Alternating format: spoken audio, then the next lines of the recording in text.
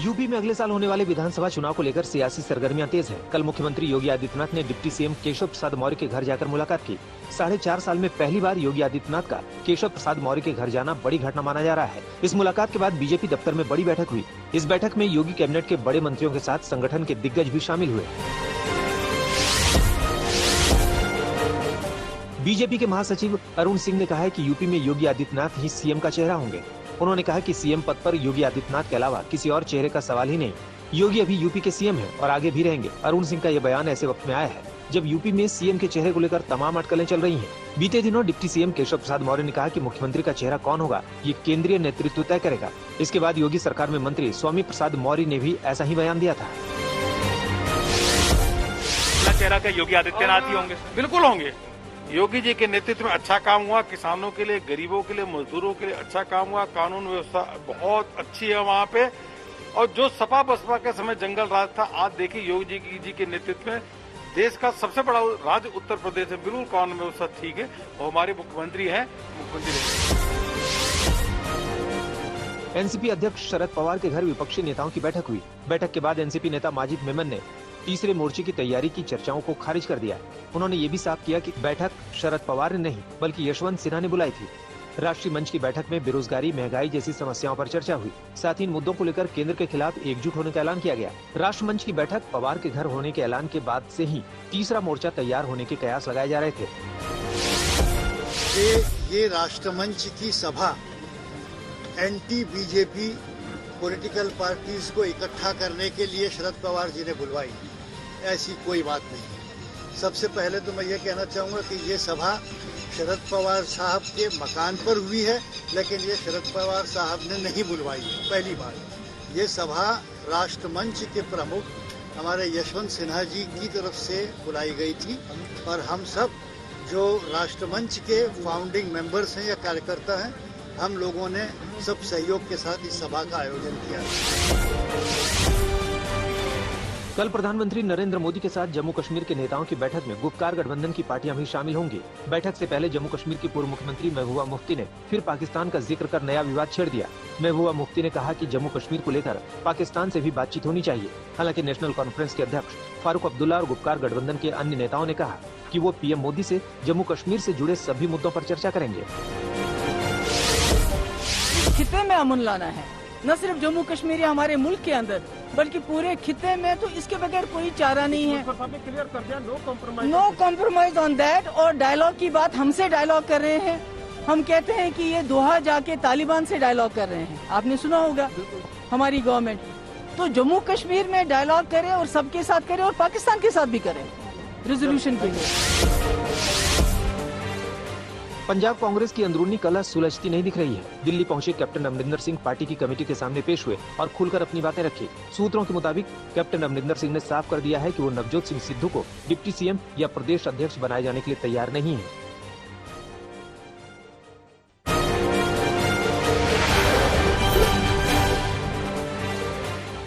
आज तक से बातचीत में सीडीएस बिपिन रावत ने कहा कि भारत किसी भी चुनौती से निपटने के लिए तैयार है। सीडीएस बिपिन रावत ने कहा कि चीन और पाकिस्तान पर नजर रखने के लिए थिएटर कमांड का ब्लूप्रिंट तैयार किया गया है। देश में अलग अलग चुनौतियों को देखते हुए अलग अलग थिएटर कमांड बनाए जाएंगे। सीडीएस ने यह भी कहा कि लद्दाख में चीन को अप्रैल 2020 की स्थिति का पालन करना चाहिए। देश की तीनों सेनाएं किसी भी हालात से निपटने के लिए पूरी तरह से तैयार है। यूपी के अवैध धर्मांतरण के केस में कोर्ट ने दोनों आरोपियों को 1 हफ्ते की रिमांड पर एटीएस को सौंप दिया। एटीएस उमर गौतम और जहांगीर से पूछताछ करेगी। इस पूछताछ में केंद्रीय एजेंसियां भी शामिल होंगी। धर्मांतरण मामले की जांच में एक और बड़ा खुलासा हुआ है। पता चला है कि महिला एवं बाल कल्याण विभाग का एक अधिकारी इन आरोपियों की मदद करता था। जानकारी के मुताबिक ये अधिकारी जरूरतमंद लोगों की लिस्ट बनाकर आरोपियों को देता था। जल्द ही इस अधिकारी से भी पूछताछ हो सकती है।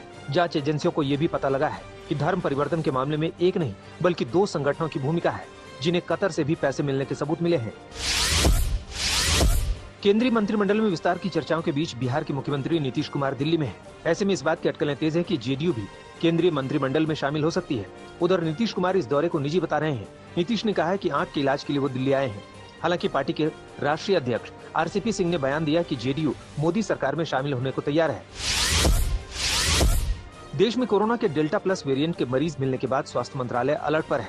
स्वास्थ्य मंत्रालय ने इसे लेकर महाराष्ट्र, मध्य प्रदेश और केरल की सरकारों को चिट्ठी लिखी है। देश में फिलहाल डेल्टा वेरिएंट के 22 केस मिले हैं, जो इन तीनों राज्यों में सामने आए हैं। भारत के अलावा डेल्टा प्लस वेरिएंट 8 और देशों में पाया गया है, जिनमें अमेरिका, ब्रिटेन, पुर्तगाल, स्विट्जरलैंड, चीन, नेपाल, रूस और जापान शामिल है। डेल्टा प्लस वेरिएंट देश में फैल न सके, इसे लेकर सरकार ने अभी से तैयारी शुरू कर दी है। एक्सपर्ट्स सितंबर तक देश में कोरोना की तीसरी लहर की आशंका जता रहे हैं और यही वजह है कि डेल्टा प्लस वेरिएंट को लेकर चिंता बढ़ी हुई है।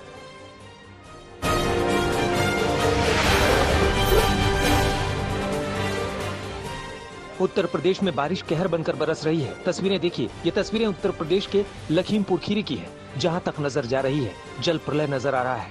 यहाँ शारदा नदी में उफान आया और शारदा के पानी ने आसपास के करीब 100 गांवों को अपनी चपेट में ले लिया। तस्वीरें देखकर अंदाजा लगाना आसान है कि कितनी भयानक तबाही है। लोगों को अपने घर तक पहुँचने के लिए नाव का सहारा लेना पड़ रहा है। नेपाल का पानी यूपी के बाराबंकी में भयानक परेशानी बन गया है। देखिए, बाराबंकी में सरयू का जलस्तर इस कदर बढ़ा कि आसपास के करीब 2 दर्जन गांवों पर कटान का खतरा मंडराने लगा है। जितनी तेजी से कटान बढ़ रहा है, उतनी ही तेजी से गांव वालों के दिलों में दहशत भी भर रही है।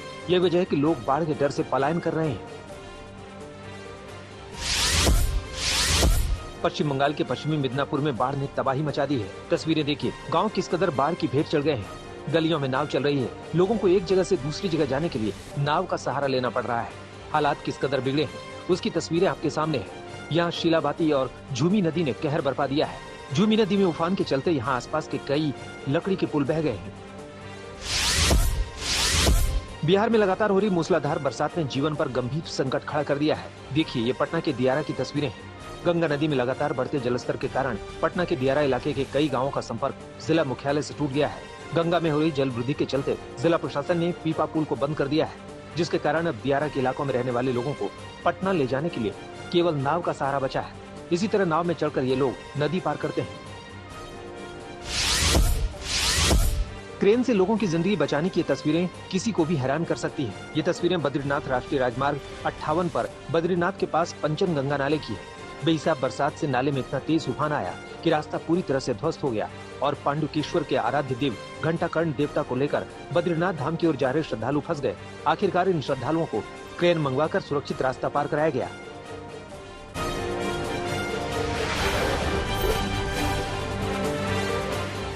देश की पहली महिला पैरा शूटिंग चैंपियन सड़क पर नमकीन और बिस्किट बेचने को मजबूर है। देश को गोल्ड मेडल दिलाने वाली इस महिला का नाम है दिलराज कौर, जो मुफलिसी की जिंदगी जी रही है। देहरादून के एक पार्क में सामने जमीन पर ही नमकीन बिस्किट बेचकर दिलराज कौर अपने परिवार का किसी तरह भरण पोषण कर रही है। दिलराज कौर काफी दिनों से उत्तराखंड सरकार से अपनी योग्यता के आधार पर नौकरी देने की मांग कर रही है, लेकिन राज्य सरकार ने अब तक इनकी सुध नहीं ली है।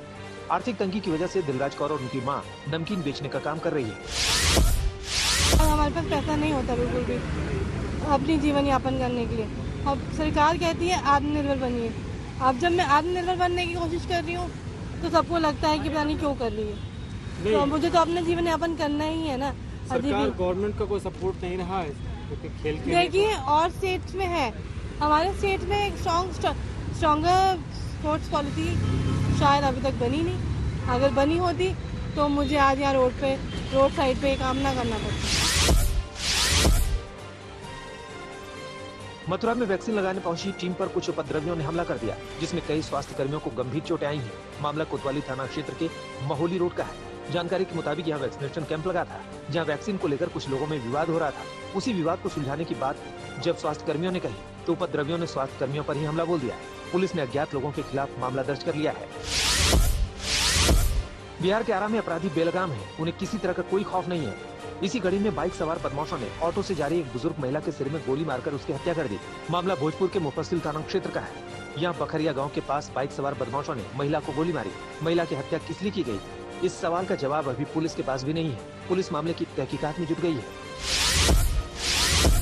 उत्तर प्रदेश के मुजफ्फरनगर में पुलिस के हत्थे एक शातिर चोर चढ़ा है। आरोपों के मुताबिक इस शातिर चोर ने कोतवाली थाना क्षेत्र के अंबा विहार जैन मंदिर में चोरी की थी। आरोपी की तस्वीरें सीसीटीवी में कैद हो गई थी, जिसके सहारे पुलिस ने आरोपी को गिरफ्तार कर लिया। पुलिस को आरोपी के पास से मंदिर से चुराई गई 4 मूर्तियां, 8 छत्र और 1 मुकुट मिला है। पुलिस की माने तो आरोपी पर पहले से ही करीब 14 आपराधिक केस दर्ज हैं। उत्तर प्रदेश के लखीमपुर खीरी में 2 नाबालिग बच्चों को जामुन के पेड़ से बांधकर पिटाई करने का वीडियो सामने आया तो हड़कंप मच गया। देखिए, ये मोहम्मदी थाना क्षेत्र की तस्वीरें हैं। तस्वीरों में आप देख सकते हैं कि कैसे दो मासूमों को पेड़ से बांधा गया है। जानकारी के मुताबिक ये दोनों बच्चे जामुन बीनने गए थे, मगर पेड़ के मालिक ने इन्हें पकड़ लिया और पेड़ से बांधकर इन्हें पीटा। इतना ही नहीं, उसने इनकी पिटाई का वीडियो भी वायरल कर दिया, जिसके बाद पुलिस सक्रिय हुई और उसने आरोपी को गिरफ्तार कर जेल भेज दिया। मेरठ में पुलिस भर्ती की तैयारी कर रही लड़कियों से छेड़छाड़ और मारपीट की घटना सामने आई है। मामला कंकरखेड़ा थाना क्षेत्र के खडौली गांव का है। आरोपों के मुताबिक इलाके के दबंगों ने पहले लड़कियों से छेड़छाड़ की। लड़कियों ने विरोध किया तो इन्हें भी पीटा और इन्हें बचाने आए लोगों को भी पीटा। पीड़ित लड़कियों ने पुलिस में शिकायत दर्ज कराई, मगर पुलिस ने भी संतोषजनक कार्रवाई नहीं की। उल्टा इलाके के पार्षद पर पीड़ितों पर ही दबाव बनाने का आरोप है। इसके बाद पीड़ित लड़कियों ने एसएसपी से न्याय की गुहार लगाई है।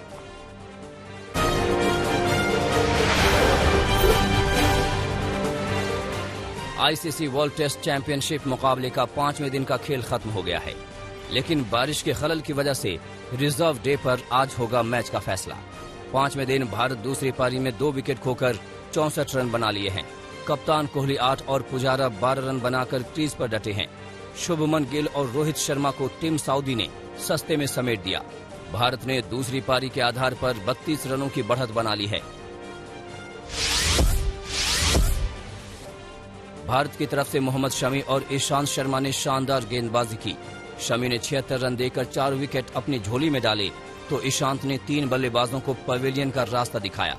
वहीं 2 कीवी बल्लेबाज अश्विन की फिरकी में फंसे, लेकिन कप्तान केन विलियमसन की धैर्यपूर्ण और टीम सऊदी की आक्रामक पारी की मदद से न्यूजीलैंड ने अपने स्कोर को 249 तक पहुंचा दिया।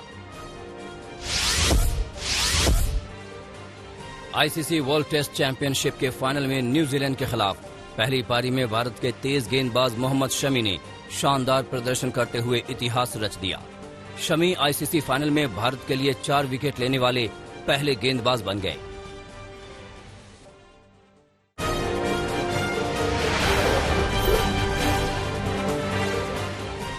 चीन के विदेश मंत्री ने अमेरिकी सरकार की तारीफ की। कहा कि टिकटॉक और वीचैट जैसी चीनी ऐप से प्रतिबंध हटाना सही दिशा में उठाया गया कदम है।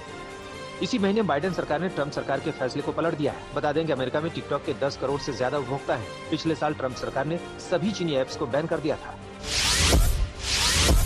उत्तर कोरिया के नेता किम जोंग उन की बहन किम यो जोंग ने अमेरिका के साथ कूटनीति जल्द बहाल होने की संभावनाओं को किया खारिज। कहा वार्ता को लेकर अमेरिका की उम्मीदें उसे और अधिक निराश करेंगी। अमेरिका के विशेष प्रतिनिधि सुंग किम ने दक्षिण कोरिया के राष्ट्रपति मून जे इन से मुलाकात की है और उत्तर कोरिया से भी बातचीत के प्रस्ताव पर सकारात्मक प्रतिक्रिया की उम्मीद जताई है। द्वितीय विश्व युद्ध में रूस पर नाजी जर्मनी के हमले की 80वीं बरसी पर रूस के राष्ट्रपति व्लादिमीर पुतिन ने शहीद सैनिकों को श्रद्धांजलि दी। राष्ट्रपति पुतिन ने शहीद सैनिकों को याद किया। कहा कि हम उन सैनिकों के हमेशा आभारी रहेंगे जिन्होंने आने वाली पीढ़ियों को जीवन और शांति दी।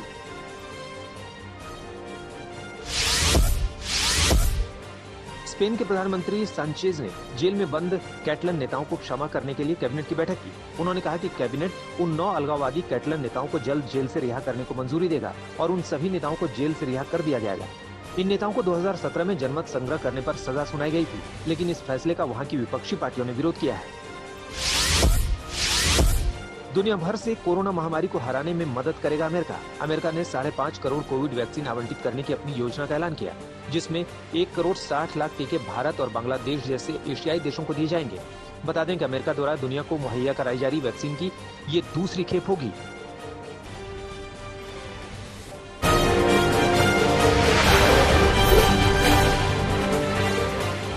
WHO के निदेशक का दावा, अब तक 92 देशों में फैल चुका है कोरोना का नया वेरिएंट डेल्टा प्लस। तेजी से फैलते इस वेरिएंट की वजह से विश्व स्वास्थ्य संगठन ने जताई चिंता। कहा नए वेरिएंट से रहे सतर्क। ब्राजील में कोरोना से गई जान के आंकड़े 5 लाख पार होने पर लोगों ने 500 मोमबत्तियां जलाकर मृतकों को दी श्रद्धांजलि। साओ पाउलो और रियो डी जेनेरो में मोमबत्तियां जलाकर किया प्रदर्शन। प्रदर्शनकारियों ने महामारी से निपटने में नाकाम रहने पर राष्ट्रपति जायर बोल्सोनारो से इस्तीफे की मांग भी की।